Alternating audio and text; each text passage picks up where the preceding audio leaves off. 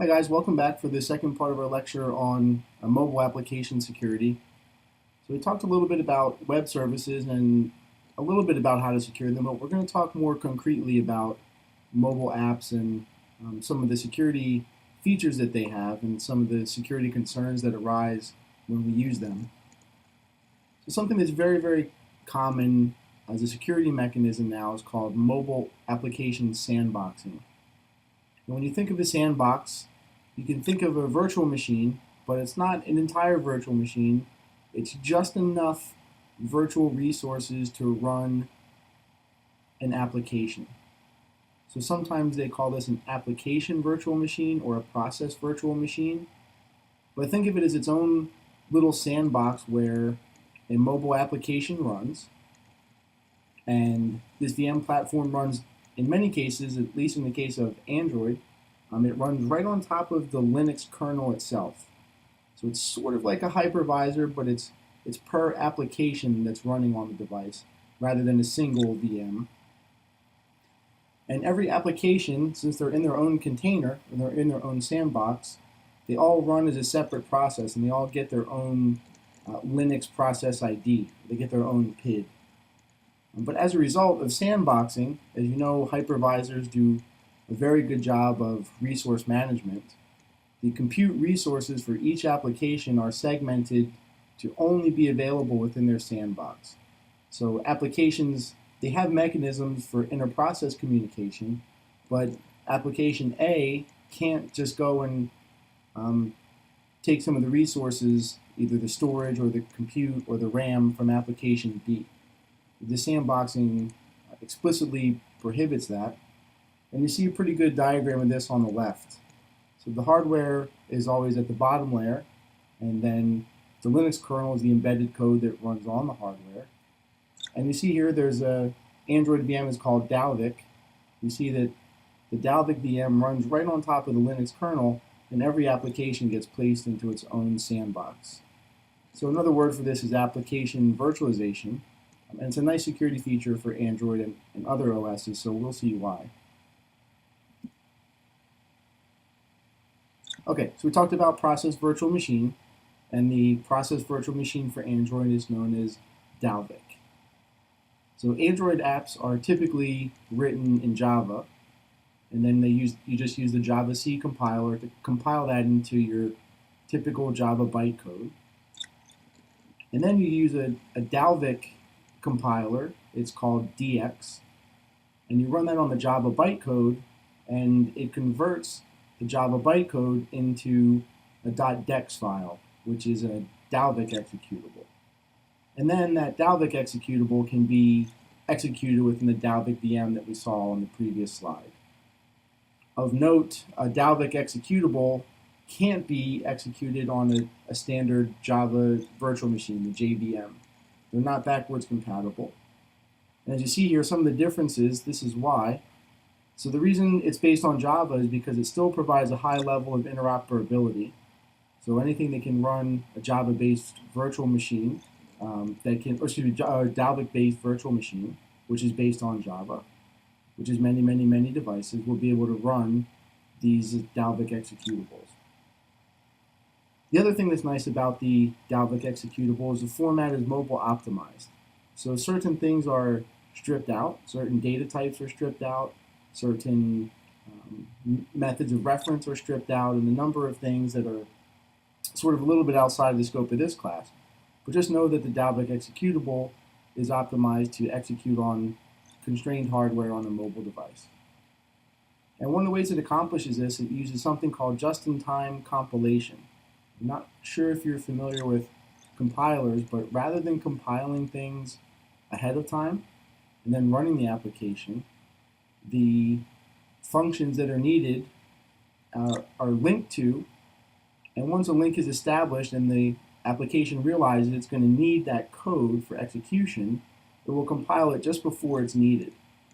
So this is called just-in-time compilation and keeps you from having to compile the whole entire application up front, and it keeps you from having to store more things in RAM.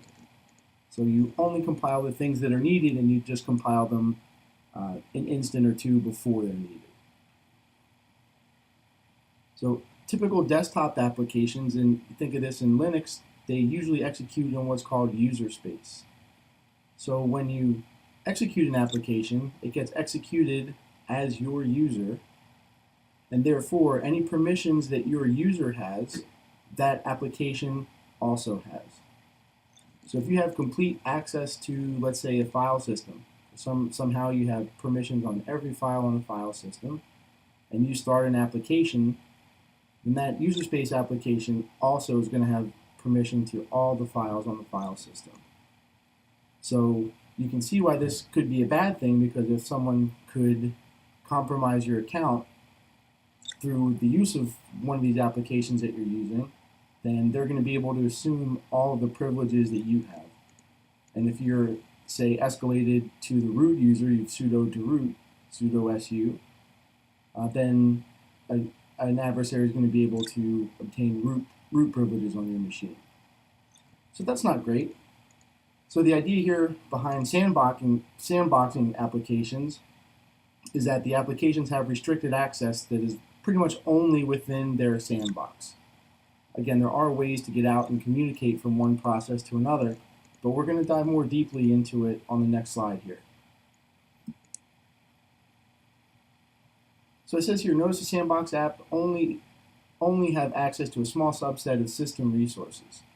So on the left, you can see your app, whatever app it is.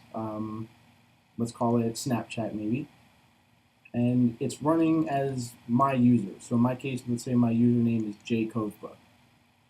So jkovba has access to, of course, all of his user data, so all of jkovba's user data.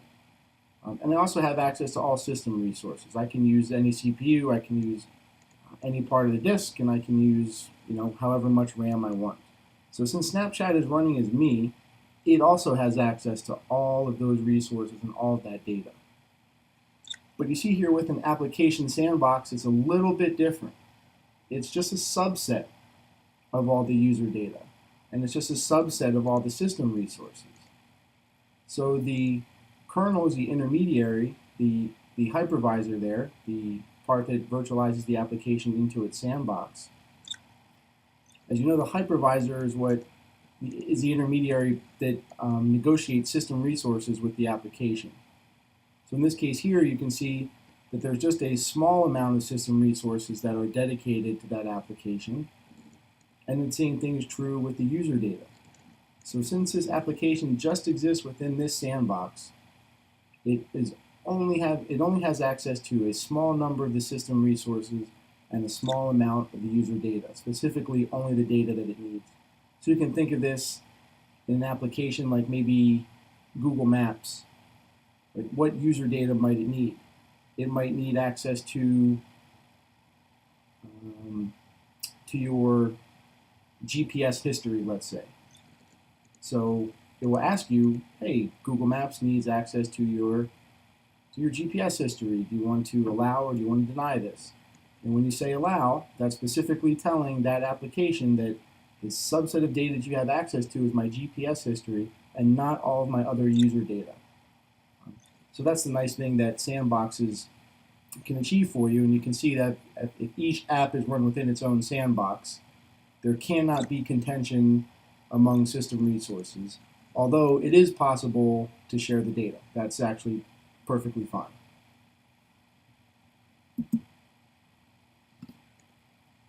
So here's an example of what we just talked about. On the left, you see a slightly fuzzy picture, which is the Android asking for permissions at the time the application is installed. So something that's different about the Android and the iOS security model, after you download an Android application and you click install, the app asks you right then for the permission that it needs for that application. So if it needs to access your contacts, if it needs to access media on your smart card, if it needs to access your GPS, or if it needs to access anything else, it asks you up front when you're installing. You can contrast that, or we can compare that rather with iOS applications. They ask you on the fly. So rather than, and I would say that's a slightly tighter security boundary, because if it doesn't ever need access to your contacts, then it's not going to ask for it. Android's going to ask up front, but if you never use the feature that requires access to your contacts, then Android has no actual use for it, although it still has access. So you can sort of see how permission on the fly can be a little bit more secure because the access to the data or the access to whatever is whatever the application is asking for permission for doesn't happen until it's absolutely necessary. So in that sense, the iOS security boundary is a little bit tighter from a permissions perspective. But the thing that's true about both of the approaches here between Android and iOS is that apps can't perform actions without explicit permission from the user first. And my question to you to think about is whether or not that's a good thing. In other words, do you feel good about the fact that ultimately the application permissions are based on input from the user?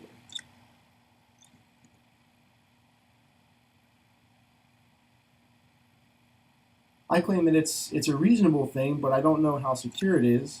Typically, users of Snapchat or Instagram or whichever other application really don't give a lot of thought to when the application says, hey, I'd like access to your contacts. People more than likely just say yes without giving it really close, careful consideration.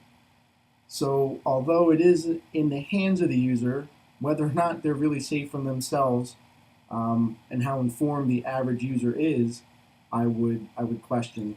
And I would even say, with a little bit of I kind of feel guilty about this, but I'm sort of guilty of the same thing. Oftentimes, when an application just pops up and asks me for access to my contacts or my GPS, I sort of haphazardly say yes because I kind of trust the publisher, I trust the application. My data is not so sensitive that I really care, but I usually just haphazardly click OK. So I know that's not a great thing, but I venture to say I'm not the only one in the class who does that.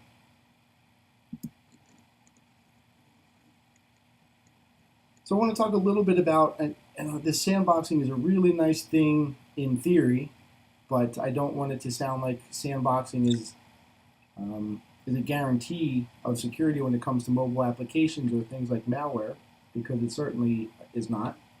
As you said earlier, sandboxing is just another term for virtualization. And a great way to analyze malware is to spin up a virtual machine or virtualize an application and run that app in a container, and then do the binary analysis on the malware in a sandbox. And then people can figure out sort of how the malware works, what its intentions are. Does it reach out to any command and control networks? Does it exfiltrate data? Does it download other things? Is it trying to propagate the malware? Things of that nature. But malware has gotten a lot more advanced as people realize virtualization exists. The authors of malware know that it exists. So they've written malware to become virtualization aware. And you might be thinking, well, how does something know that it's running on a virtual machine? Isn't that kind of the point of the VM, is that even though there's many VMs on one physical server, the physical servers don't know anything about that. They don't know they're virtual. And technically, that's true. The VMs themselves don't know that they're virtual. However, there are some things that I've listed here that are fairly specific to VMware that will tell a rogue application, like a piece of malware, for example, that it's running on a virtual machine. So I've listed here MAC address, and I'm doing this off the top of my head, but I'm pretty sure it's right.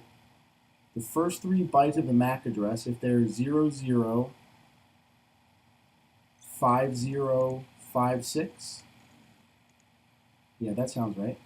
That's the 3-byte OUI, the organizationally unique identifier for VMware.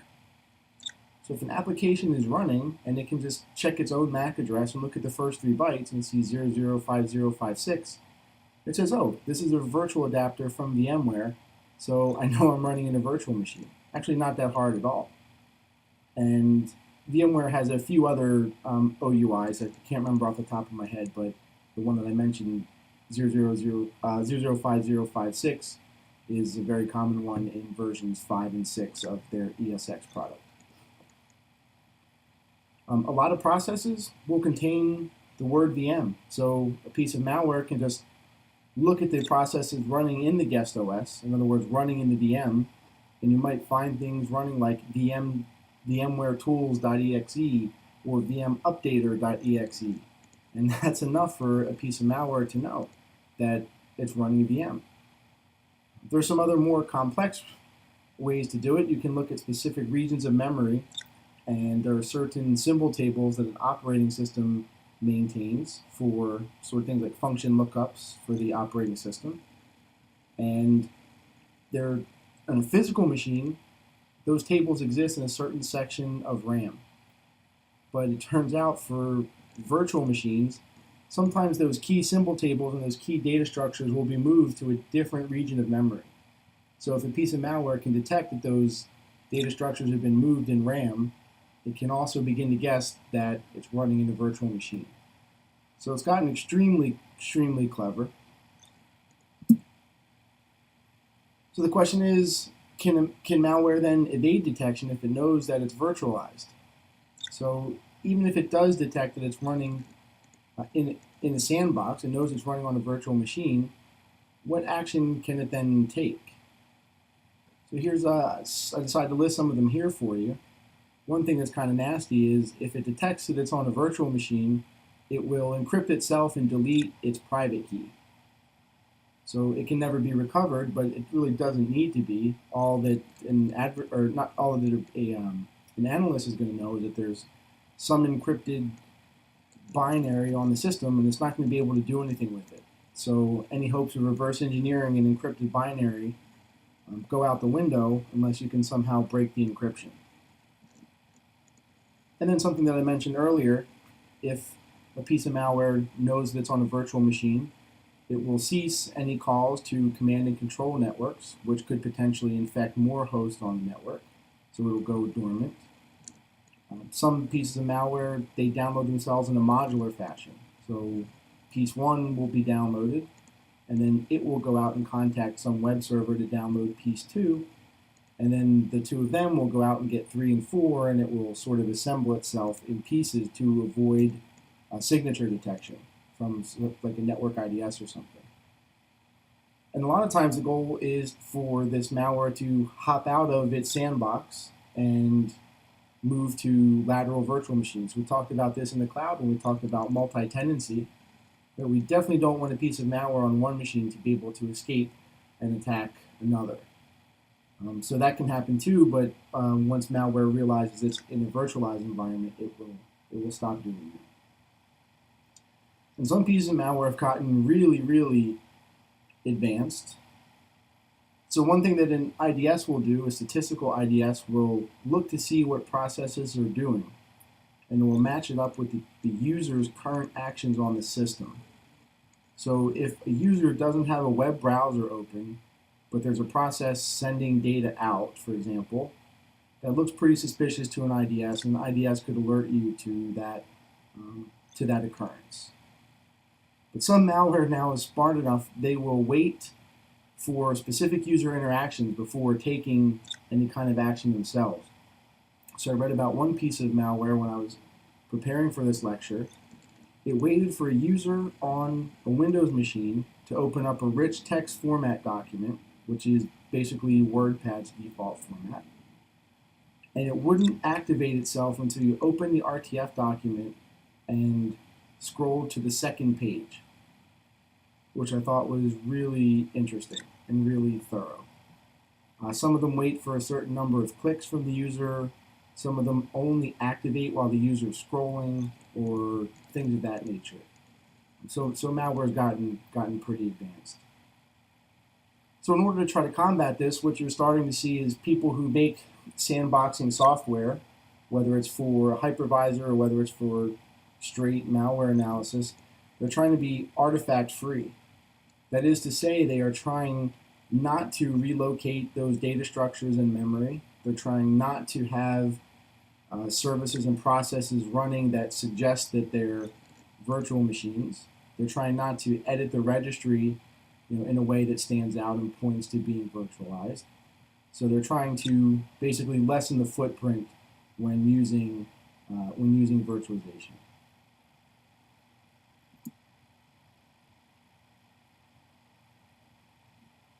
Okay, so since we're still talking about mobile devices, I thought it'd be interesting finally to take a look at bring your own device policy and remote policy management that that organizations are facing today.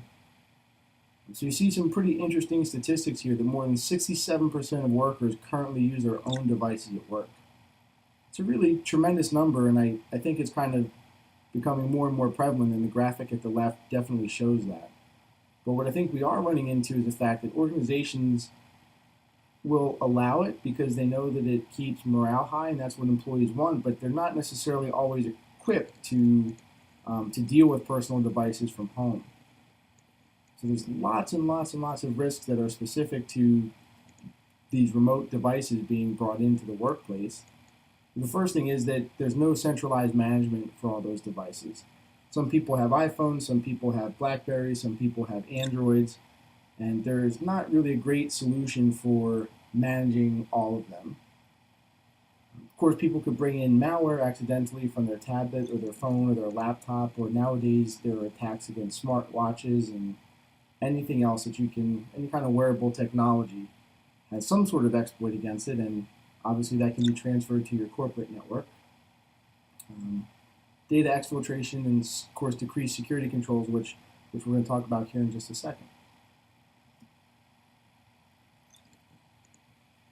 So I thought an interesting paradigm that a researcher had, he said many people believe that since the evolution of the desktop has turned into these mobile devices, that mobile devices can be treated as an extension to a desktop or a laptop. But the researcher is quick to point out that that's a bad assumption to make. And one of the arguments that he makes in favor of that is the fact that security is lacking because they polled about 200 or 300 companies and asked them about their mobile PIN policy. As you see here, about half the companies had a PIN that's between 4 and 5 digits. Roughly 1/6 had a 6 to 7 digit PIN, and only 2% of those people, 2% of those companies that were polled use an alphanumeric password. So that's really, no, and I think that has a lot to do with the mobile nature of the device. I struggle with this myself. At my work, we have to have 16 character passwords that are pretty complex. And there's no way I would ever do that from my phone. So I'm kind of guilty. I'm not willing to settle for a 4 to 5 digit PIN, but I'm not often willing to do an alphanumeric one either. So I think I kind of fall into this group, but that's just human nature. It's a lot easier to type on a keyboard than it is to punch in a password that's with complex numbers and punctuation on a mobile device. And even if companies were able to install some kind of client on your phone to try to take a stab at centralized remote management, what companies were finding is that users would just go home and factory reset their phone. Like, okay, well, I don't want this on my phone. I don't want my company watching me. I don't want my Snapchat blocked. I don't want my GChat blocked. So they go home, they save their data, they reset their phone, uninstall the corporate IT control, and then just put their data back and then show up to work the next day. And so, unfortunately, centralized management is difficult to enforce. And one nice thing we are seeing now is that some of the major OSs are defaulting to encryption on their operating system. But this is mostly true of iOS and BlackBerry. It's somewhat less true for Android devices. I believe that something like about 40 to 45% of Android devices have encryption built in. So obviously that raises some data privacy and data security concerns on Android devices more so than the other two. But we are definitely seeing a trend in an increase in the number of devices that support encryption out of the box. So my question to you, and this is sort of getting towards the end of the chat here, is there any way that policy can help reinforce good user behavior when we're talking about bring your own device to work and trying to manage device policy remotely. And what I mean by that is, can we tell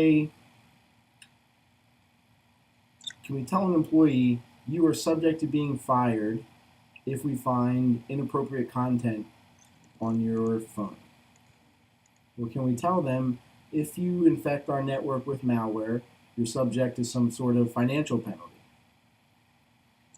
My claim is that it might work, it might not. We still see cases all the time of government people with pornography on computers when, of course, they know they shouldn't. And that stuff still seems to happen. But even with those penalties in place, my claim is that a single breach is far more damaging than either being able to fire an employee or to get some sort of fine out of them for not adhering to the policy. I think, if you lose corporate secrets or you lose personnel data, that's much more, or let's say like strategy data or something, that's much more damaging to your company. So I'm not certain that policy, I think it's needed, but I don't think it's as good as technical safeguards in trying to ensure that employees comply with device management policies. So I hope you enjoyed our chat. It was a pretty deep dive into how mobile applications work and a little bit about some of the policies surrounding mobile devices and the applications that they run. If you have any questions, please let me know. I look forward to seeing you guys later on this week in the discussion forums and at office hours. So take care.